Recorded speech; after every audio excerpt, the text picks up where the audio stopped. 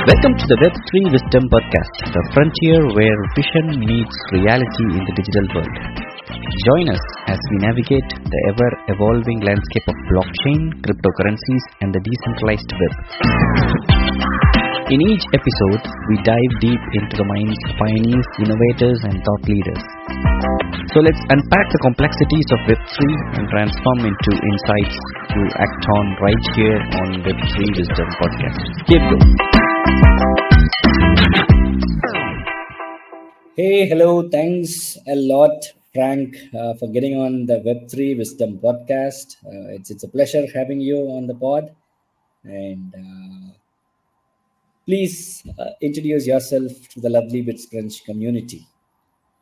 Sure. Thank you, Vijay. It's a pleasure to be here. My name is Frank. I am the creator and co-founder of Apeiron. Well, my background isn't actually from game development, unlike much of my team. My background is actually in management consulting and private equity. But I really love games, and it's my dream to create my own perfect game, and Apeiron is that game. Yeah. Great. Great to know that. I would love to know the journey from how you founded the Funi Magus and then Apeiron. Could you please walk us through how you started in Web2 space, like most other founders in the space, and then came into Web3, which is where you are right now? Could you please walk us through that wonderful journey? Sure thing. So, well, as I said, my background was in management consulting and private equity, but I've loved playing games all my life. And upon 8 years ago, I decided to pursue my dream. Back then, I decided I wanted to create my game, and so I've been searching for like a team in Asia to help me develop a very unique game. I don't want to create just any other game, because gaming is a very tough industry, and there's a lot of competition. There's a lot of existing giants, and there's a lot of new studios rising up in China and in Southeast Asia, even 8 years ago. So the thing that we really wanted to do was to create something unique and something original from a gameplay perspective, from a story perspective, and artwork perspective. That's why actually it took a lot of years for us to prototype a lot of different designs. Originally, we were just thinking about creating a mobile game. Back then, the mobile gaming business was already on the surge and on the rise. So it's from the start, we were trying to find some unique genre, unique angle to go for in Web 2. But it was only 3.5 to 4 years ago that we decided to move from a mobile game to incorporate blockchain elements, because we saw and we experienced the rise of Axie Infinity quite early. And we think it was an incredible model, the one that they introduced the token and NFT breeding, the distribution of NFTs, the usage of the two tokens, and then economy was all very novel and interesting. We really think there's something great to it, and we studied whether Apeiron could become a blockchain game with all the unique gameplay elements and story, and the extra application of Web3.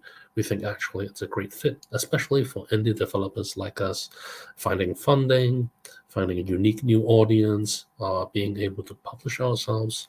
It's all very well, there's a great synergy, I think, that's behind it. So we spent almost half a year to remodel what we had on hand, and integrate the blockchain elements into Apeiron, which is already a giant. And then we decided to finally find a chain, find some investors, and get to the full production of Apeiron. And it's been a fun and very, very exciting 3 years since our fundraising and pivot to blockchain, and finally our game is ready now. And it's very, very exciting time for our team that grew from 30 to 80 full-time developers nowadays to present to the world what Apeiron will be. Nice. I mean, you have had a wonderful launch recently. Your growth projection is wonderful. And just to talk more about the game, it's actually the first play and earn God game, right? And it was earlier developed on Polygon, now moved into Ronin chain. Uh, for a layman, let's say for a newbie who doesn't even know what is blockchain, what is a game, how do you explain Apeiron to a layman? Put it in simple words for the community. Would be a game that lets you play God. That would be the simplest explanation I have for Apeiron. At the core, it's a very unique genre that was quite popular back in the days, but you don't see a lot of these type of games out there nowadays. It's quite a unique genre and ability for a person to experience what it's like to nurture their own planets, to have the ability to really play God, and also experience a lot of unique gameplay elements is what Apeiron is about. It's a game that lets you try something absolutely new, not just from a Web3 perspective, but also from a Web2 perspective. And right now, because Apeiron incorporates almost 3 unique gameplay elements. There's the battle, there's the god game simulation, and then there's also an entire roguelike gameplay into it. And the arena and the roguelike will be coming out. So it's always very tough for me to explain Apeiron in the simplest way, but that is probably the best I can say right now. But trust me, I mean, you have done a good job here. As a creator, you always go an extra mile in explaining your gameplay, right? So you have done a good job here. But one thing that I really liked about your journey is the way you have raised funds, right? Not a lot of creators, not a lot of founders have that knack of raising funds from really good investors. So you have some really good names on the cap table. You have raised over 15, I assume it is $18 million till date. Could you please walk us through that and what are the notable investors you have on the cap table? Yeah, quite a story. We actually raised over 28 million now. Initially, we raised quite luckily right before Luna, so at the end of the bull run and then the last cycle, and we raised at quite a high valuation. Our very first round was 50 million. But compared to a lot of other projects out there back then, we were not just pitching with a trailer or a white paper. We were actually pitching with a prototypes and playable games. So it's quite a different race. Initially, we started with Zombie Club, one of my friends from college. That also ventured in the Web3 territory. It is via them that they introduced to us the YGG and FEC crowds, who are our very first bigger investors, and then it is they who introduced us to a lot of new investors and other guys, leading ultimately to our lead hashed, and also to probably almost all the biggest gaming guilds out there. And Apeiron is lucky to have met these guilds during those times, and we were probably most of these guilds' biggest investments. And to this day, these guilds, whether they are still remaining a gaming guild or turning into an acquisition platform or a chain, they are all still here and quite active. Those were the days of the pre-seed and seed rounds. After Luna, we still fundraised. We minted our initial planets and our initial batch of lands. And then it was mostly a time of building and development. There was only, of course, the next phase of fundraising, which involves another 12 million, is after or during the discovery or migration to the Ronin chain. We were always on the search of a good partner, and we started on Polygon, but as we wanted to look for more marketing support and more dedicated support from the chain, we migrated to Ronin. That's where we found not just all these, but also an incredible community that helps support these new projects and participate actively into the ecosystem. From there, we got a lot of funding from SkyMavis. And as we entered the token launch, a lot of new partners came along the way. and then we hosted the community round that we allowed our asset holders to invest before the token launch, and also the Ronin community. That garnered quite a bit of funding, and it led straight to the token launch. The token launch, we didn't fundraise much because we were trying to do is to experiment what it is like for the tokens to be out. And then there's also a lot of unlocks to handle. But right now, a lot of that is out of the way, and we are straight going towards the game launch path. So it's been quite a journey, but being from the private equity world, I'm still amazed at what the blockchain is capable of doing, especially in fundraising, and then seeing how fast money can move over here never ceases to amaze me. And but yes, that also entails a lot more responsibility and transparency with our investors, our community, and still learning every day, and then trying to do what I can to maintain that bridge between our investors and our company, the project. Yep. Great team. I mean, great creator in the first place. The one who is doing pod even in the midnight, right? the time that you're doing this pod, agreed to do this pod is a midnight. That shows the commitment from the creator himself, right? So when we can expect the launch? I mean, when you say launch, when is that lucrative date, or let's say frame? Can you give some alphas for the BitScrunch community? Yeah, so the game went through 2 betas. The first beta is the roguelike dungeon, which is a very, very early version of our game. After that, we released the Arena, which is the PvP version of the game, utilizing a lot of the actual NFTs, the skills, and hosting tournaments, which we are doing right now. But all of these test phases are close to an end. The official launch was just coming, but my co-founder insists that I cannot reveal the date. Will be coming in very, very short time, within the quarter, I'd say, and it will be, this launch will incorporate the previous single player dungeon together with this arena, and there's going to be a whole story, missions and dialogues and cutscenes incorporated into it. It will be a very complete gameplay experience, where it's all going to be available on mobile, on Google Play and iOS, coming real soon. But as for the exact date, I have to tease a bit here, because my co-founder will destroy me if he knows I leak the day out before we do the official announcements and pre-registrations and everything. So no worries. I mean, you have already given the alpha that you can expect around this quarter, not this quarter. This quarter is not so far from closing out, and then even if not, early next quarter is also still a window that the community can expect. So thank you for giving that alpha. We are grateful for that.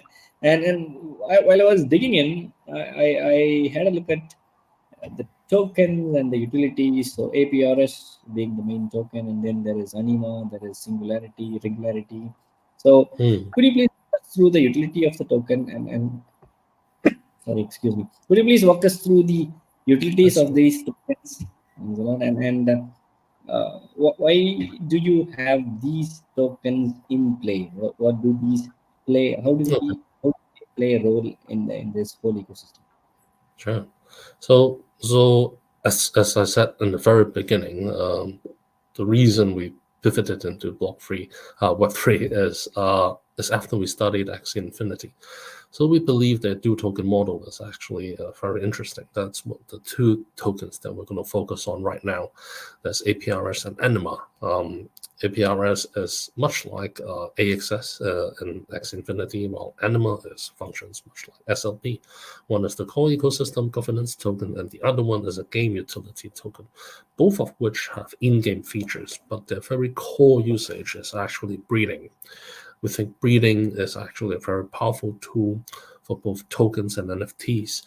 Of course, there's a lot of lessons to be learned witnessing the rise and fall of Axie Infinity and how they stabilized nowadays.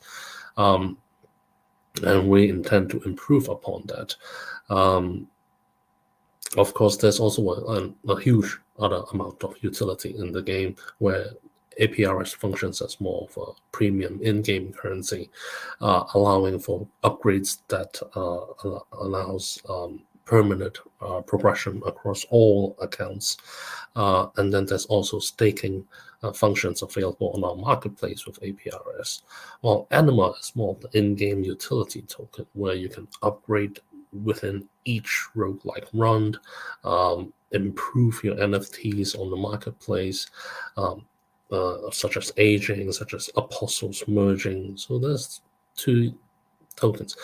And while APRS is a limited supply, and most of the people can only obtain it either by buying it off the marketplace or by ranking in the higher tiers in the arenas per season, Anima is the more accessible token. That's actually launching on the 21st, and every player can actually be able to obtain it on a daily basis by winning, which is the core economy. The battle system of Apeiron is functions more like a daily win-to-earn system, and by spending the stamina that you have daily, you'll be able to obtain this Anima token.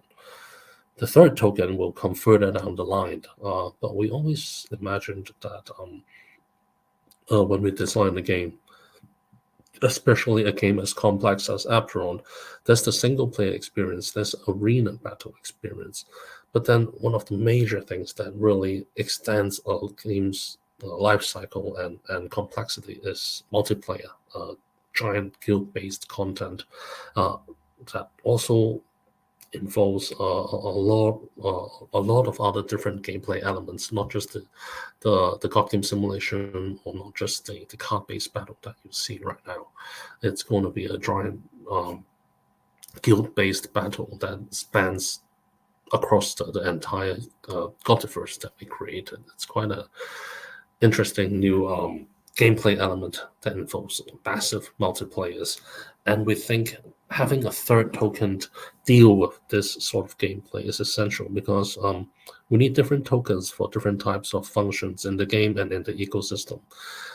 Instead of bunching them all up into the same few tokens, I think it may be better if we create a third premium currency for like an alliance token, which is present in a lot of other existing games.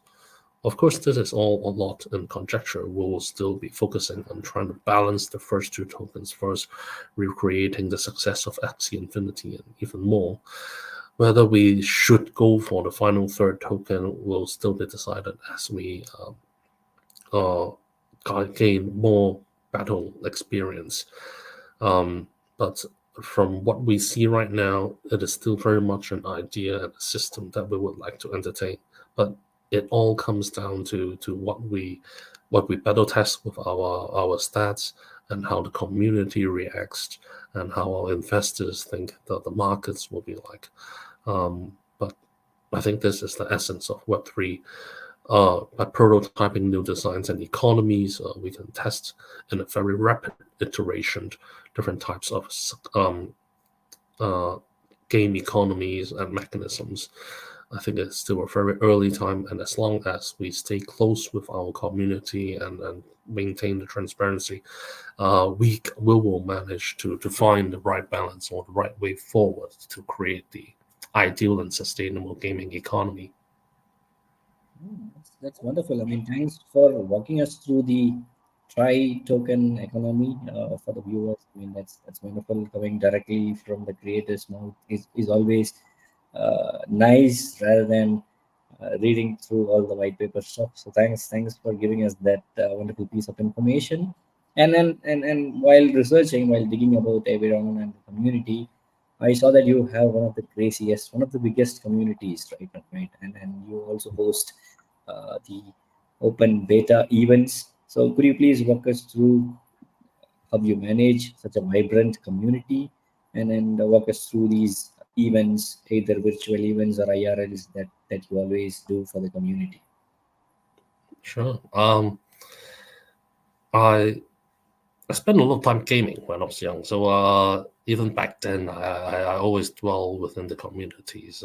And in the good old days, there was always Ventrilo, even before Discord, and when you are so deeply involved with the game, the community is also a second home where you dwell and interact with other players, and it extends beyond the current game you're playing, and that is something that I always envision our community to be, not just a hub, one information dump, or a place that people just talk about this game, but more really like maintaining friendships and can be a day-to-day part of our lives. But anyway, how we built our community are in two phases. In the very beginning, because it was right after Lunar, so it was the bear market.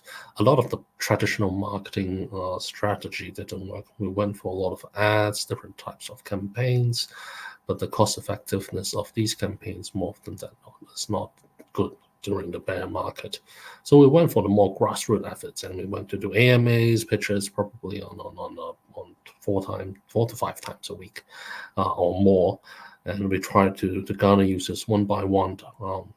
And then we also did a lot of different game nights. We had a lot of different types of hobby programs and ambassador programs to keep the users engaged. And we built a very core following in the beginning, since the first mints, and much of them are still here. And thanks to them, we are able to develop and test our early builds. But the second explosion, or the real explosion, came when we went to Ronin, when such a experienced, veteran Web3 community participates that knows how to engage and broadcast and give feedback. And then it's also came at a time when the market rebounded last year in December. So everything, again, got pretty crazy and lucky there. And with the success of Ronin, Apeiron came next.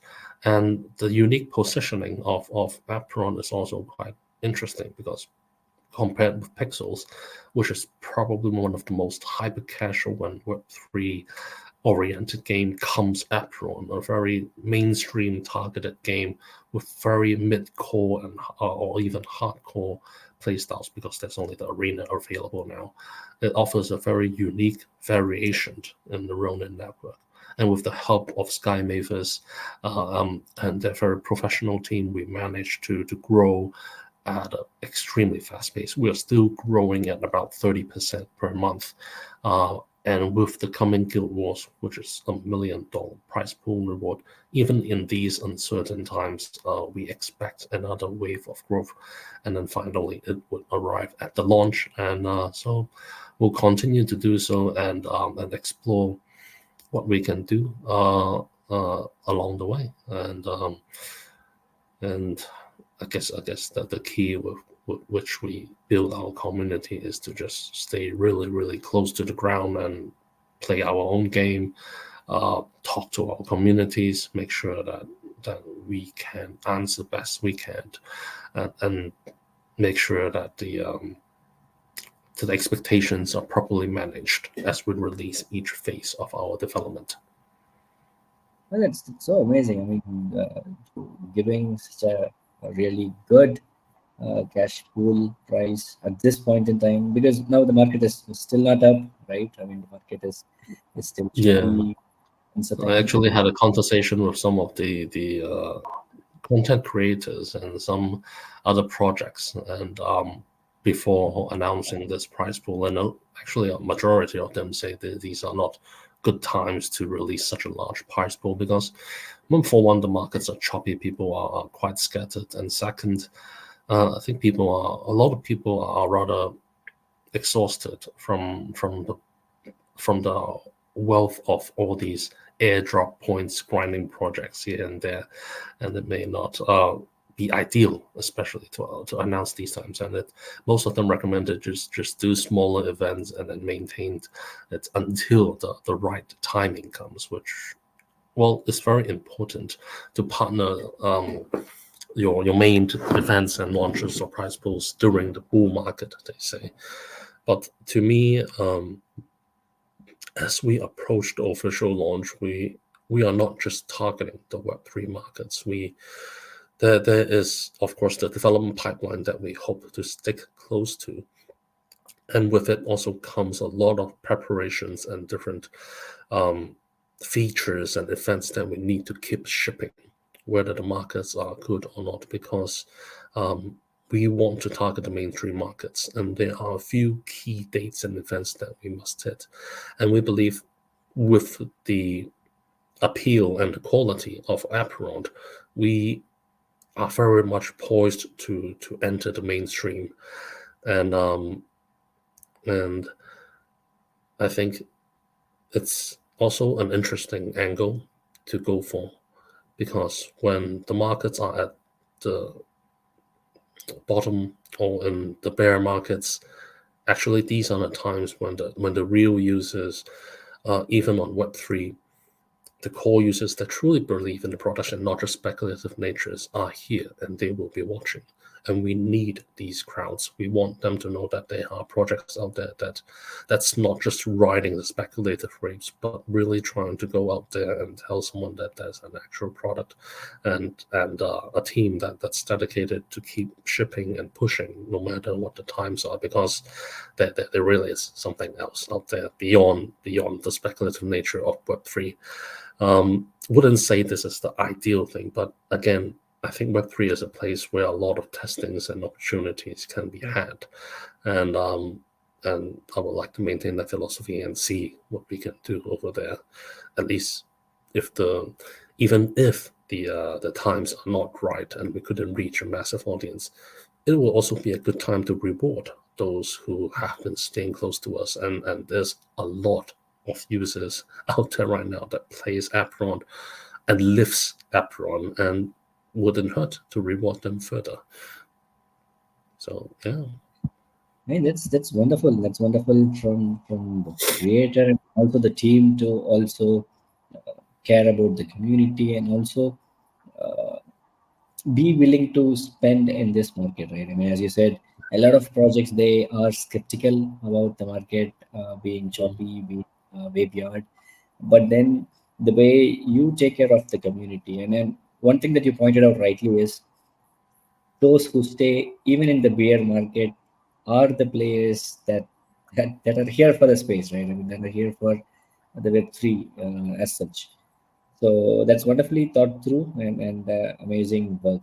So yeah, launch is coming up, right? We are hearing about anima and regularity and all these stuffs. So what next? What we can expect from Apeiron team before end of this year? Let's say we have a couple more quarters, and then what after 2024? What we can expect in the rest of the quarters this year and also in 2025 and beyond? Sure. Well, leading to the game launch, of course, there's also a major testing that's coming, other than the new token and the Guild Wars leaderboard coming up on the 21st. Our NFT holders will also be able to playtest the new and upgraded version of our PvE single-player dungeon on the 26th. Of course, if you download and play Apeiron right now, there's a flimsy tutorial, and then you're thrown straight into the lion's den of the arena PvP, which is not the usual gaming experience. The official gaming experience is actually you go through a proper tutorial and the stories, and then into the single-player dungeon where you learn the cards one by one before we unlock the arenas.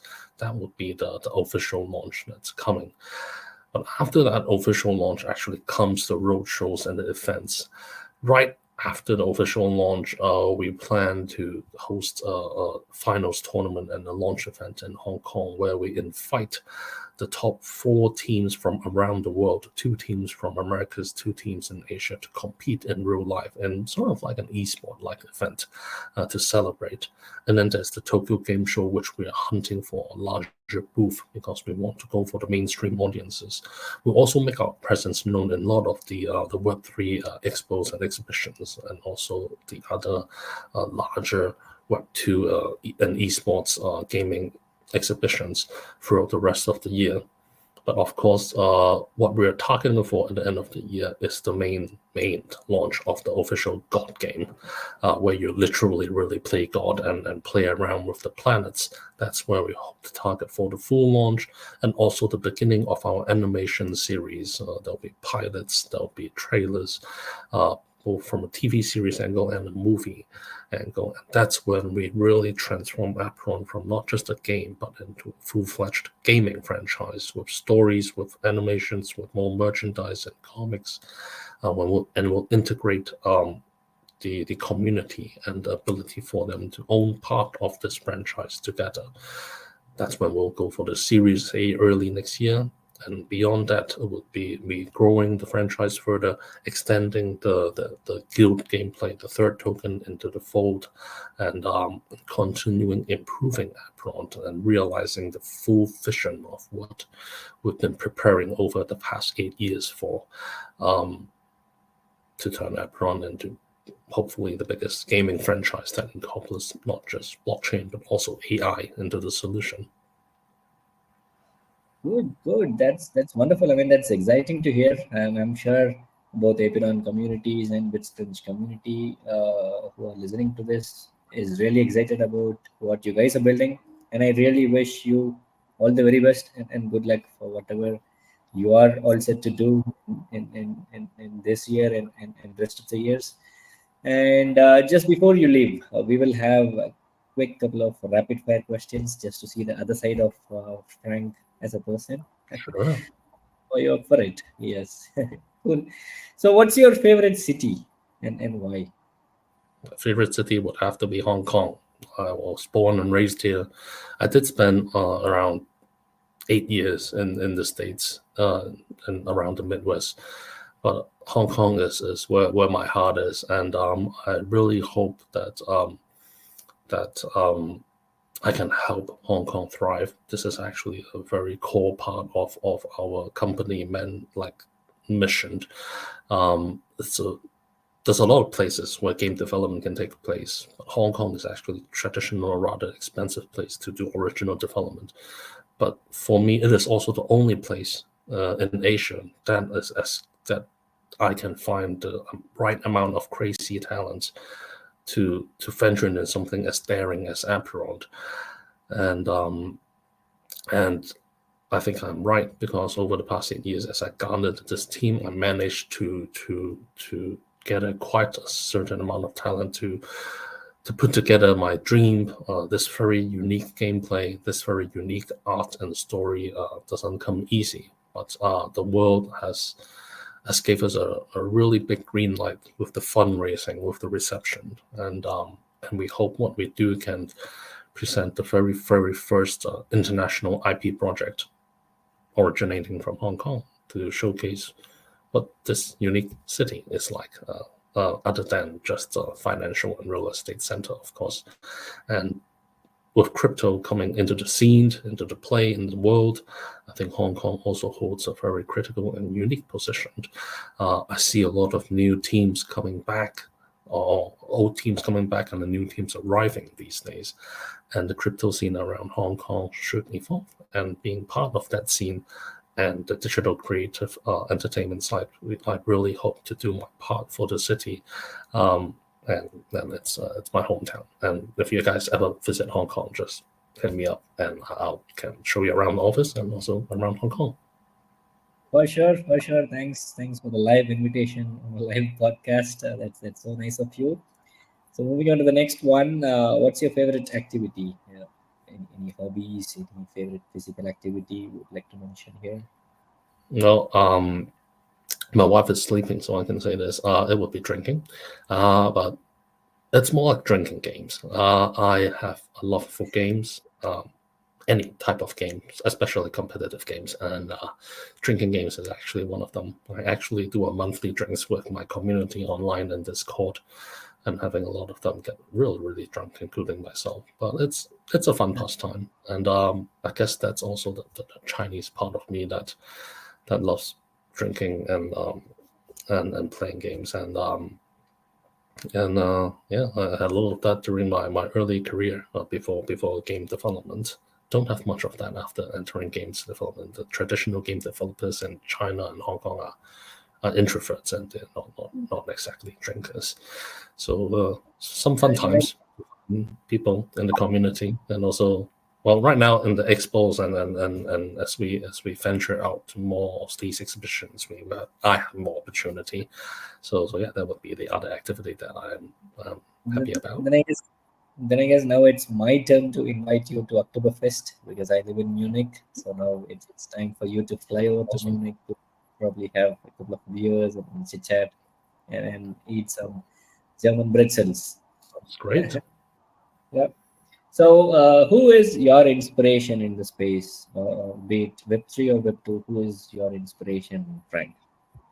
Well, I have to be pretty traditional here. My biggest inspiration actually is my mother. She's quite a woman. She worked in she is quite an influential and powerful woman that worked many great jobs in great companies. She's one of the great and best CEOs I've seen. Extremely hardworking and very unique management styles that she had, and she's pretty much my mentor much of my life as I entered college and weathered through the jobs from very financial and top management fields, and now as an entrepreneur, she also gives me still very valuable advice and how to handle different types of people in the field, and still learning and trying to apply what she has learned, have educated me over all these years. Well, that's so lovely, all right? I mean, inspiring from mother, and then I can see a lot of qualities in you already, right? I mean, sitting in a pod, recording after midnight. I assume now it is 1 a.m. in the midnight, right? So that Oh, shows that shows the commitment and the hustling nature that you carry from your mother. So all I can say is Apeiron is in good hands, right? I have myself today, and the community, the crunchers and the Apeiron community has also seen it live and in the pod. So thanks again, Frank. Thanks for taking up time and in the middle of the night to be on this pod. And it was lovely chatting with you from the struggles, the highlights, and the Try token ecosystem, and a lot more achievements, a lot more things that are coming up. So thanks for sharing it on the Web3 Wisdom podcast. Would love to have you again sometime in the future. And any parting thoughts, any advices, any parting thoughts for the community? So first up, thank you, Vijay, for inviting me on this podcast. Thank you, the Wisdom and Bits Crunch community, for giving me the opportunity. Final words, as with all users as well, give Apeiron a try. Our game is available on Epic Game Store right now. Download it, play it, see if it's a cup of tea. If it is, or if you're getting extremely confused but still interested, jump to our Discord community, where you'll find a lot of people streaming, a lot of helpful dudes there to guide you and help you along the way. And if you want to reach out to me, I'm almost always available around Discord. Just tag Lawkeeper and you'll find me. And yeah, well, good luck out there, and hope to see you all inside the game. Yep, awesome. I'll be jumping into it right away after this pod. So thanks Cool. for that. And yeah, looking forward. Keep building, keep building, and keep inspiring a lot of people, not just from Hong Kong, but all over the world. And thanks Hopefully. again for taking your time. All Thanks a right. lot. Thank you. Have a good one.